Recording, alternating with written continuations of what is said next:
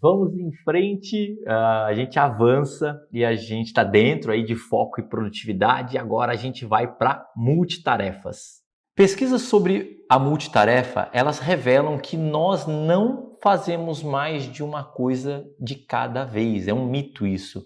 Mudamos de tarefas rapidamente, né? Os psicólogos chamam isso de alternância de tarefas, em vez de multitarefas. Então, eu não sei se você fala por aí, se você já escutou alguma pessoa falando, não, eu faço várias coisas ao mesmo tempo, né?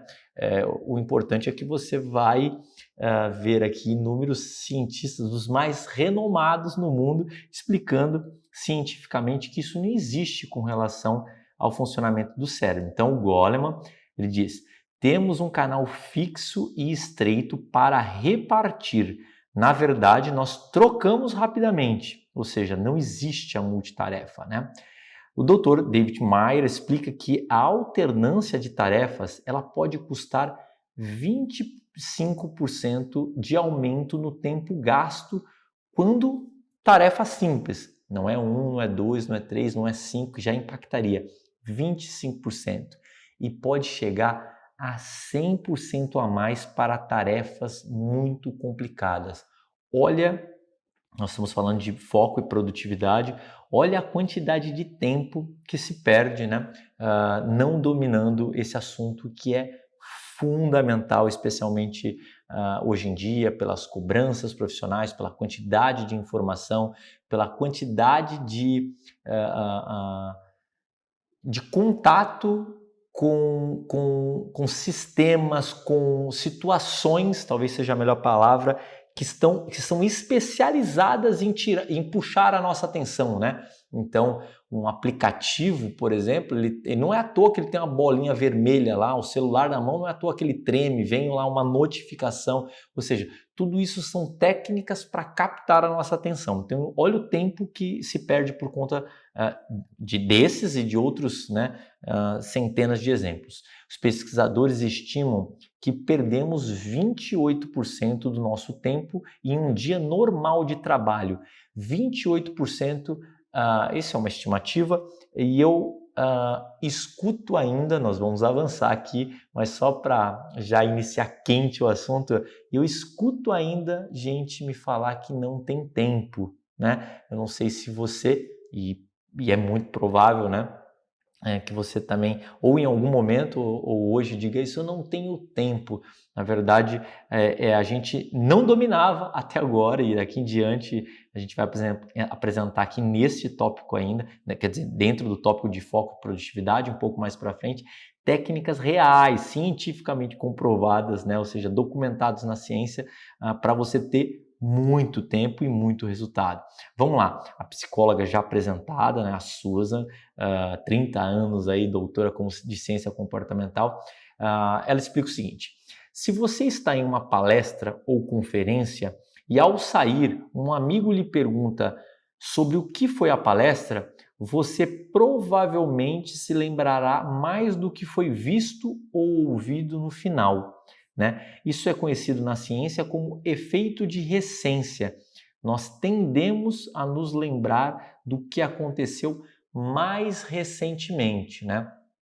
Não é o foco para tratar nesse exato momento aqui, mas é por isso que a ciência, se envolvendo nas questões do cotidiano, ela diz que se você vai fazer uma viagem, né, e por quaisquer questões, sejam elas financeiras ou não, você, por exemplo, você vai ter que... A melhor forma de você direcionar ali os seus gastos é você deixar a melhor parte da viagem no final. Então, é um exemplo qualquer, tá? Que eu estou fazendo um parênteses para que você entenda sobre esse efeito recência.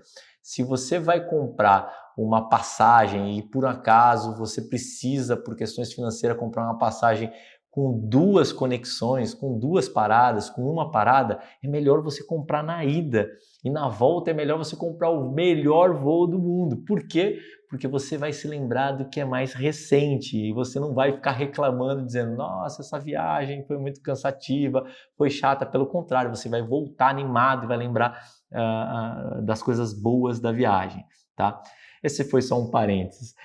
Se seu telefone vibrar durante a apresentação e você sair para atendê-lo por 1 minuto e voltar para a sala, a tendência é lembrar-se do começo, tá? Então olha a diferença. Se eu saio de um evento, se eu finalizo um evento, né? Se eu saio desse evento, se eu finalizo um evento, eu tenho uma tendência a lembrar do final. Agora, se eu sou interrompido, que é o que acontece, a gente já apresentou aqui pesquisas, né? A cada 11 minutos os cientistas aí apresentam experimentos, nós somos interrompidos no trabalho. Se somos interrompidos, temos uma tendência a nos lembrar do começo do segmento que ocorreu antes da interrupção. Então, você imagina a perda de tempo que você tem voltando ao início do assunto. E eu lembro que já, na verdade, há bastante tempo, né, eu já estudava, né, e já colocava os comportamentos aí que a neurociência, que a ciência, que os estudos científicos já comprovavam. E tinha uma situação engraçada em casa que eu acabava indo para dentro de um escritório que eu tinha em casa, né, para ficar mais perto da família em alguns momentos, né? Trabalhava viajando muito, Brasil, muitas vezes rodando o mundo também. E então eu tinha um escritório em casa para os momentos de ficar mais próximo, os poucos momentos. Só que durante ali alguma situação do profissional eu tinha que estar trabalhando, eu tinha que entregar alguma tarefa, algum projeto e etc. Então eu estava lá no quarto. E aí as pessoas naturalmente em casa, na minha casa, né, tem a questão de esposa, tem questão da minha sogra que mora comigo, etc. Então a Zanza tinha a mania, né, de entrar no quarto. Eu lembro que eu tinha um código de comunicação com ela, que era assim: não entra aqui, né, ou seja, enquanto eu estiver tratando, a não ser que seja enquanto eu estiver trabalhando, a não ser que seja uma questão muito urgente. Eu fazia uma brincadeira, e até hoje ela dá risada disso, né, que era óbvio que era para tirar um sarro ali entre o casal, e eu, mesmo em casa, colocava um crachá, o crachá da empresa, eu nem usava na empresa o crachá, né, mas eu colocava um crachá no pescoço para, se ela entrasse, que ela era insistente, né, eu nem respondia nada, eu só levantava o crachá e mostrava para o lado, e ela já dava risada, lembrando, né, que não era o momento ali para tirar o meu foco, que a gente teria um tempo todo depois dedicado para a gente tratar as nossas coisas, as coisas do dia a dia. Tá? Então, essa questão é justamente porque se você estiver focado em alguma coisa e você for interrompido, você vai voltar, como essa doutora comportamental explica, lá no início, isso gera uma perda de tempo fantástica, gigante. Pesquisas demonstram que quanto mais nosso foco é interrompido, pior são os resultados, né? Então, atletas universitários que tinham atenção interrompida por ansiedade tiveram um desempenho pior, né, na temporada seguinte. Napoleão Hill, para finalizar esse tópico de multitarefas aqui, que é esse brilhante consultor, né, de ex-presidentes americanos, estudou aí pessoalmente por 20 anos, entrevistando mais de 16 mil pessoas, como eu citei.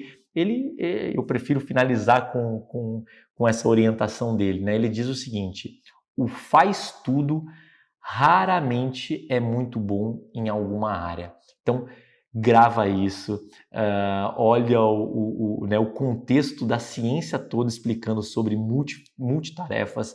Na verdade, não existe, né, a multitarefas, você, na verdade, está alternando em tarefas, e isso, como você começou a perceber aí, gera um baita prejuízo de produtividade, de foco e etc. A gente vai fazer uma pausa rápida e eu já te encontro na próxima aula.